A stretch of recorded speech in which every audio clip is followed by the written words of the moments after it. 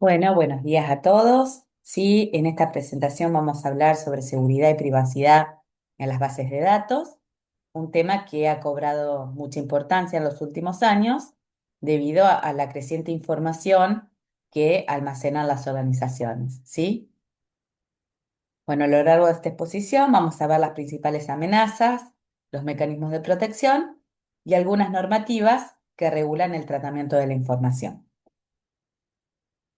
Bueno, esta es la agenda, ¿sí? Primero vamos a ver los fundamentos de la seguridad, luego las amenazas y vulnerabilidades más comunes, luego los mecanismos de protección, el marco legal y las aplicaciones prácticas. Bueno, ¿por qué es importante la seguridad en la base de datos? Está calculado el costo de las filtraciones de los datos, ¿sí? Fíjense que ahí dice el costo promedio de una filtración de datos en 2023 está evaluado en 4,5 millones de dólares, ¿sí? Pero otro dato no menos importante es que el 60% de las pequeñas empresas cierran dentro de los 6 meses posteriores al ataque, ¿sí? Los datos personales son más valiosos aún en los mercados negros. Y lo que más hiere a la empresa es el daño que ocasiona la reputación, ¿sí? Más que las pérdidas financieras directas. Bueno, la tríada, ¿sí? Uno de los conceptos fundamentales en seguridad es la llamada tríada CIA, ¿sí? C para confidencialidad, I para integridad y la A para disponibilidad, que tiene que ver con la palabra en inglés que es que esté available, ¿sí? Bueno, entonces dijimos que la primera letra es correspondiente a la confidencialidad, es lo que garantiza que los datos sean accesibles solo por las personas autorizadas. O sea, que la información a la que accede, por ejemplo, un secretario de un instituto médico no es la misma información que la que accede el médico. Integridad. Apunta a mantener la precisión y confiabilidad de los datos, o sea que a través de firmas digitales, por ejemplo, los estudios médicos estén firmados, ¿sí? Que bueno, haya funciones hash para el guardado de contraseñas, ¿sí? Controles en las transacciones. Disponibilidad tiene que ver con garantizar que los datos sean accesibles cuando el usuario los solicite, ¿sí? Para esto, bueno, tiene que ver con la redundancia, con los sistemas de copia de seguridad y con la recuperación luego de que ocurrió un desastre. Bueno, las amenazas más comunes a la seguridad de las bases de datos son el acceso no autorizado, ¿sí? Atacantes externos o internos, ¿sí? Que obtienen accesos más allá de sus permisos. La inyección SQL, que es a través de un código que infiltran en una consulta que se hace sobre la base de datos y que eso deriva en que un usuario, por ejemplo, tenga permisos de administrador, un usuario externo tenga permisos de administrador y pueda modificar la base de datos, borrarla, ¿sí? Bueno, la corrupción o pérdida de datos, que puede ser una alteración accidental, ¿sí? O sea, que fue provocada sin querer o deliberada, ¿sí? De los datos que compromete a la integridad. Y escalada de privilegios, explotar vulnerabilidades para obtener derechos de acceso elevados, ¿sí? A través de una determinada vulnerabilidad, un usuario tiene más permisos o se le da más permisos de los que debería. Bueno, una mirada más de cerca sobre SQL Injection.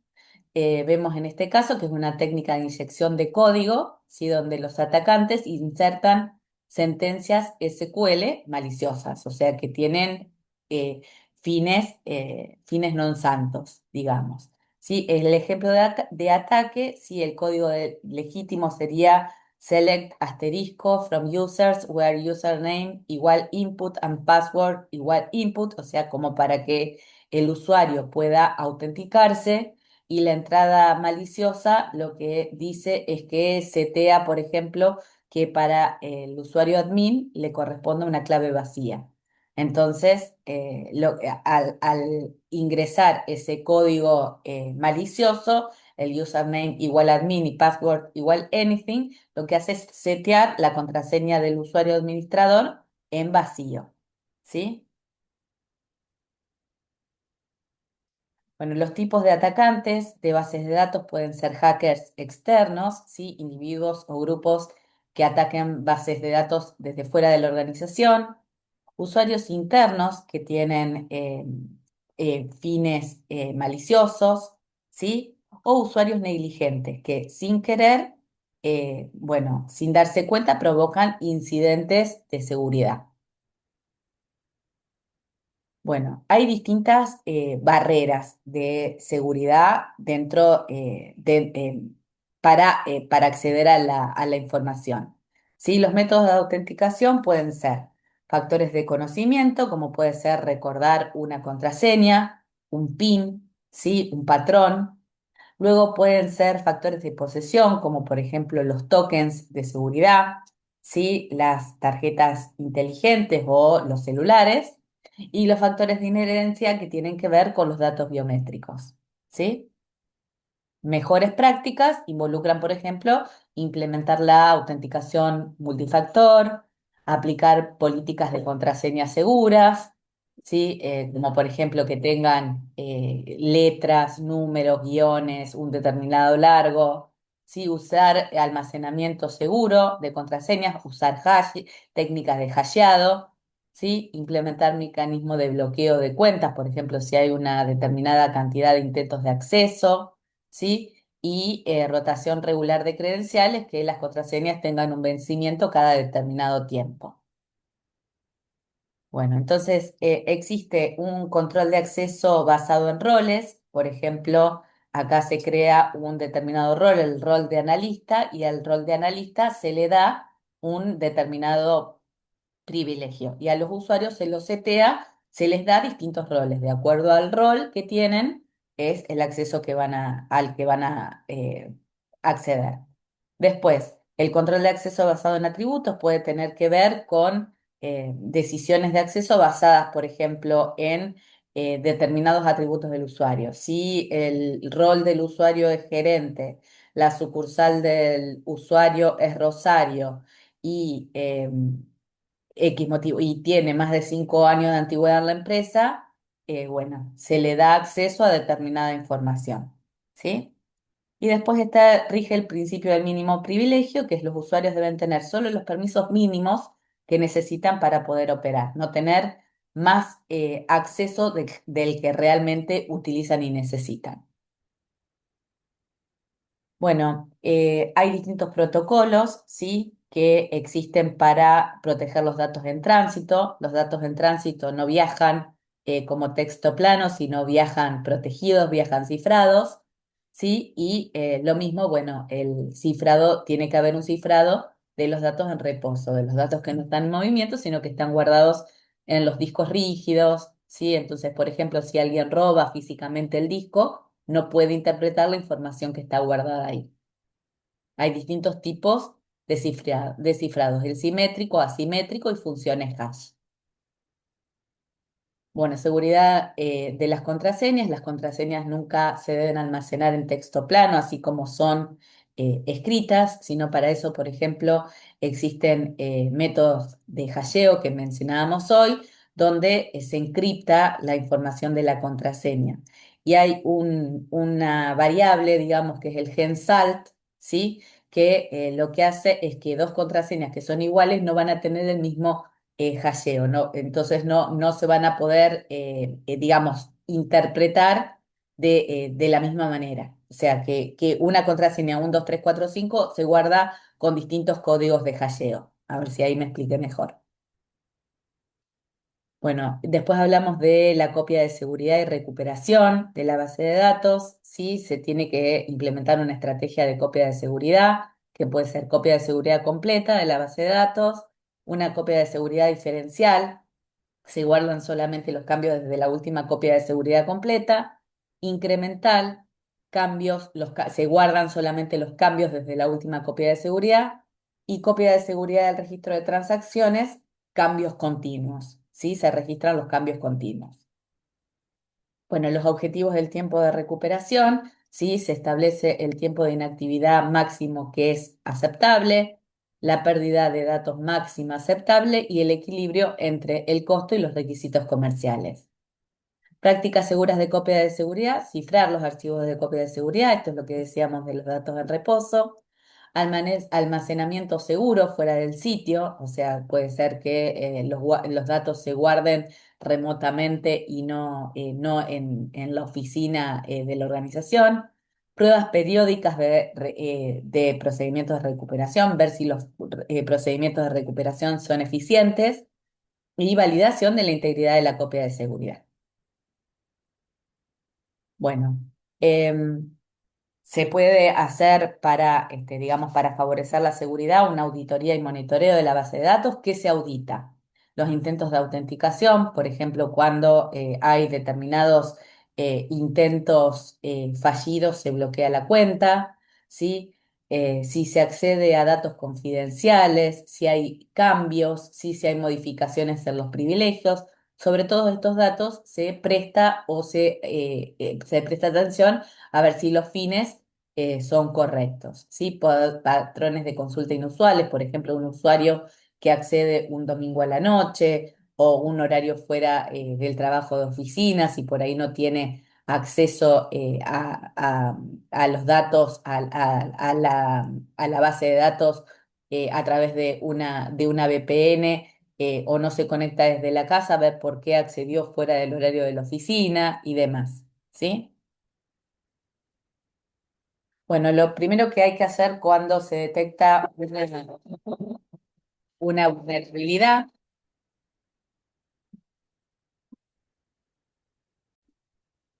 bueno, entonces hablamos de la gestión de vulnerabilidades. Lo primero que hay que hacer es identificar, ¿sí? Cuál es la vulnerabilidad, luego evaluar el riesgo, ¿sí? Qué daños puede ocasionar, ¿sí? A qué datos sensibles por ahí se accede, cuál sería el impacto. Después una corrección que puede hacer a través de parches a la aplicación y luego la verificación de una vez que se realizó la corrección. Bueno, respecto del marco legal, sí, la seguridad de las bases de datos ya no es solo un desafío técnico, sino que tiene que ver con un marco legal y con una parte ética. Sí, en el mundo hay distintas leyes para la protección de los datos personales. En Argentina está la ley 25.326, ¿sí? Que se estableció en el 2000. En la Unión Europea, el RGPD, que es el Reglamento Integral Implementado, sí, en 2018. Y el CCPA y CPRA en California, Estados Unidos. Bueno, ¿qué dice la ley 25.326? El marco de protección de datos en Argentina, ¿sí? Bueno. Primero que el procesamiento de los datos requiere el permiso explícito del usuario, ¿sí? Del interesado. Segundo, que esos datos deben recolectarse con algún propósito que merezca que se brinden esos datos. Después que los datos sean precisos y mantenerse actualizados, que el usuario pueda acceder y rectificarlos las veces que sea necesario y mantenerse seguros a lo largo del ciclo de vida, mientras ese usuario, mientras esos datos están capturados, ¿sí? Mientras esos datos viajan, mientras esos datos están en reposo. Bueno, bien. Después hablamos del RGPD, ¿sí? Bueno, tiene que ver con los derechos individuales, el derecho al acceso, a rectificación, a la suspensión, ¿sí? A la supresión, perdón, con derecho al olvido, que el usuario, por ejemplo, se olvide una contraseña, cómo hacer para recuperarla, ¿sí? Derecho a la portabilidad de los datos, ¿sí? A poder portarlos. Bueno, entonces tiene que haber requisitos de seguridad que implementen técnicas que cada vez sean más adecuadas a las vulnerabilidades que existen, ¿sí? Garantizar que los datos sean confiables, íntegros y disponibles, lo que hablábamos de la tríada, ¿sí? Pruebas y evaluaciones periódicas para garantizar que la eficacia de esa seguridad no se vea modificada. ¿Sí? Entonces hay obligaciones organizativas, mantener registros de las actividades, ¿sí? Del procesamiento, realizar evaluaciones de impacto de la protección de los datos, esas son obligaciones a nivel de empresa, ¿sí? Designar delegados de protección de datos cuando sea necesario, informar de las infracciones en un plazo de 72 horas, o sea, si los datos, por ejemplo, fueron vulnerados. ¿Sí? Y bueno, y hay un impacto financiero para la empresa si esto no, si no se cumple o se viola este derecho que tienen las personas. Bueno, la protección de los datos debe darse desde el diseño, digamos, no es un aspecto que se verifica al final, ¿sí? Del diseño de la base de datos, sino que tiene que considerarse desde el principio, ¿sí? Bien, bueno. Vamos a pasar a la implementación práctica, ¿sí? Protección de un sistema de base de datos.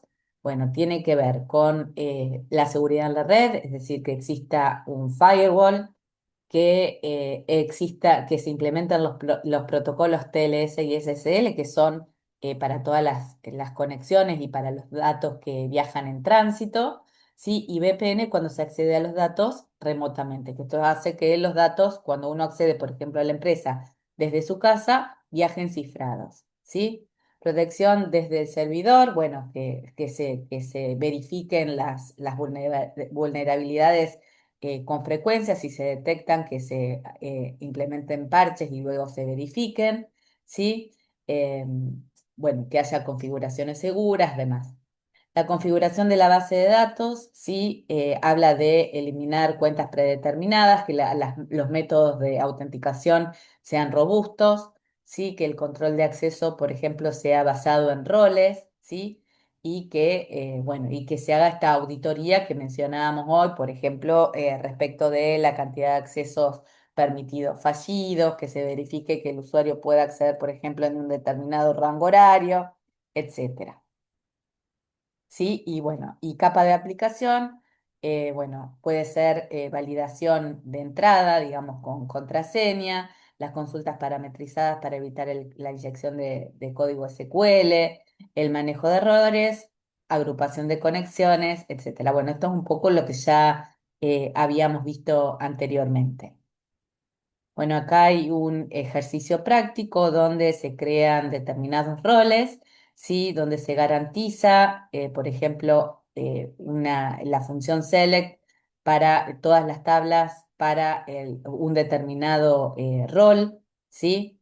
Eh, bueno, después, si se modifican, digamos, se da acceso o no acceso a determinada información basado en el rol del usuario. Acá hay un ejercicio práctico del cifrado de datos, ¿sí? Que muchas veces el cifrado se hace desde la aplicación o desde la base de datos. Entonces acá tenemos una función para encriptar los datos. Los datos que se guardan en forma encriptada y después para mostrarlos se desencriptan. Bueno, y acá hay otro caso práctico, sí, que tiene que ver con el análisis de violación de datos, ¿sí? Entonces, bueno, el incidente, un proveedor de atención médica experimentó una violación de datos que afectó a 50.000 registros de pacientes, incluidos historiales médicos. ¿Sí? Estos son datos muy sensibles, obviamente. Las causas principales, hubo vulnerabilidad de inyección de SQL, ¿sí? En el portal web, el servidor de base de datos no tenía parches, ¿sí? Llevaba 6 meses desactualizado, no había, la información no estaba guardada cifrada para los datos confidenciales, había privilegios excesivos para la cuenta de servicio de la aplicación y no había detección ni supervisión de anomalías. Las consecuencias legales: se multó en 5 millones de dólares por violaciones de la ley del reglamento RGPD.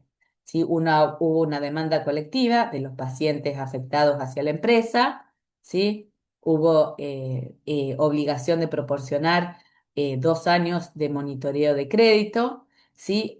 Y auditoría de seguridad obligatoria, programa de cumplimiento, ¿sí?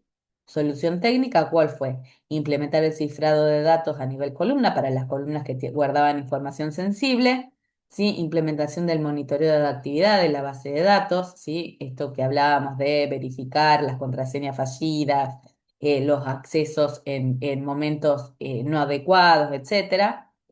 Bueno, el establecimiento de un ciclo para la administración de parches, o sea, cada cuánto se implementan o se colocan parches de seguridad, y se implementó la arquitectura de privilegios mínimos. Bueno, esto tiene que ver con seguridad en entornos de bases de datos en la nube, tiene que haber un modelo de responsabilidad compartida, ¿sí? Controles específicos en la nube y cuando se utiliza una infraestructura compartida, tiene que haber controles de aislamiento adicionales porque este se vuelve un tema crítico, ¿sí? Bueno, tendencias futuras, cada vez se implementa más mecanismos impulsados por la inteligencia artificial para detección de amenazas. Se utiliza el cifrado homomórfico, ¿sí? Para guardar los datos, ¿sí? La arquitectura de confianza cero, o eliminar el concepto de redes, dispositivos o usuarios de confianza, lo que requiere una verificación continua para todas las solicitudes de acceso. O sea, todas las solicitudes de acceso deben identificarse. Y después criptografía resistente a las computadoras cuánticas. Bueno, conclusiones clave, ¿sí? La seguridad tiene múltiples capas, ¿sí? Que se van implementando y que van abordando este, em, distintos niveles de profundidad. El cumplimiento del aspecto legal es obligatorio, ¿sí? Más allá de las consideraciones técnicas, ¿sí? La seguridad debe cumplir con los requisitos que establecen las regulaciones del país o de los países con los que se negocia, ¿sí? Tiene que existir, bueno, controles preventivos y de detección y de eliminación de vulnerabilidades, tiene que plantearse una seguridad desde el diseño y tiene que producirse un aspecto de mejora continua para que si hay fallos o inconvenientes, esto se pueda ir reparando con mucha frecuencia. Bueno, es una unidad linda, un poco larga para hacer un micro teaching, pero bueno, espero que los aspectos más importantes hayan quedado abordados y explicados, ¿sí? Algunos quedaron un poco expresados por arriba. Y bueno, como siempre, ante cualquier duda, me escriben. Bueno, voy a dejar de grabar.